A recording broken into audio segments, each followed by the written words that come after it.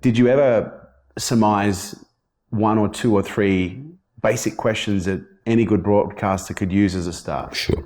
First of all, always remember the 5 basics. Who, what, where, when, why. Oh, great. They'll never hurt you down. And then who, what, where, when, why. Covers a lot of bases. I can't make you curious. So if your desire to be an interviewer not curious, you're not going to make it. Yeah. You got to be curious. And think about questions that are short, but people can relate to. So here's who, what, where, when, why. Why did you do that? Whatever it is the person did, and just explain, what? Why did you do that? Who was a great influencer in your life? Where do you think you are right now? When whatever this incident was, when it happened in your life, how did it affect your life? Those are all who, what, where, when, why. Wow. Just use them. Yeah. Use them. They're effective.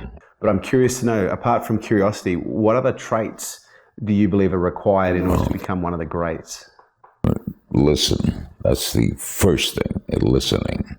Listening is as important as asking a question. Because you got to be involved, you have to be able to follow up. And you therefore must listen, you must be involved.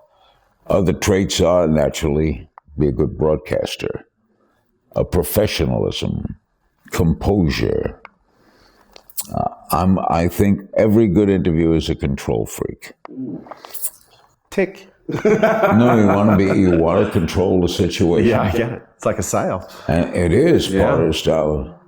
And the great ones are control freaks. I don't know when the word great gets bandied around, but certainly I know when I go on the air Monday morning, I will control that half hour.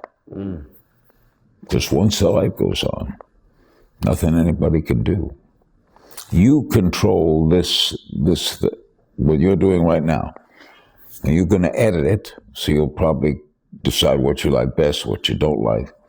But you're controlling it. I have no control over this situation, except I can get up and leave. But I have no control, and control is a big factor. If you're afraid to do that, if you're seriously concerned that I got to go and interview this guy for a half hour, don't do it. Don't do it. Own the moment. Now you do that. You own this moment. You know that. I'm not telling you anything new. You know you own this moment.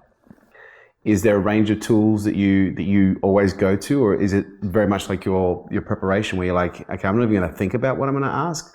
Or do you just think ever asked me that, and so I never thought about it. Wow.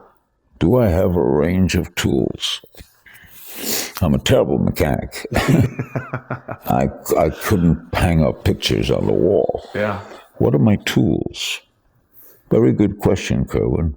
I will use that question because we also are thieves. Yeah, I guess in many respects. I don't know what tools I have. I know I have a good voice. Yeah. I know I can ask good questions. But tools, I have to think about it, Kerwin. And a good interview causes you to think. Peter Ustinov said to me once, a good interview makes you think about things you weren't thinking about. I would guess that the first tool is curiosity. If you're not curious, forget it. And the second tool is composure. The third tool is controlling the situation. The fourth tool is understanding. When has a guest hit the plateau that sometimes you have to interrupt. Don't be afraid to interrupt. See, you're thinking for the audience. Your audience watching or listening, you're thinking for them. And when you interrupt, it's because you perceive that they're bored or they've heard enough. So that's one of my tools. There you have it, guys. Thanks for tuning in to Unstoppable with me, your host, Kerwin Rae. And please do not forget to subscribe to our YouTube channel where you get to see all of these interviews in the flesh. Share this podcast with your friends. I would love to hear what you guys think. Thanks for joining us.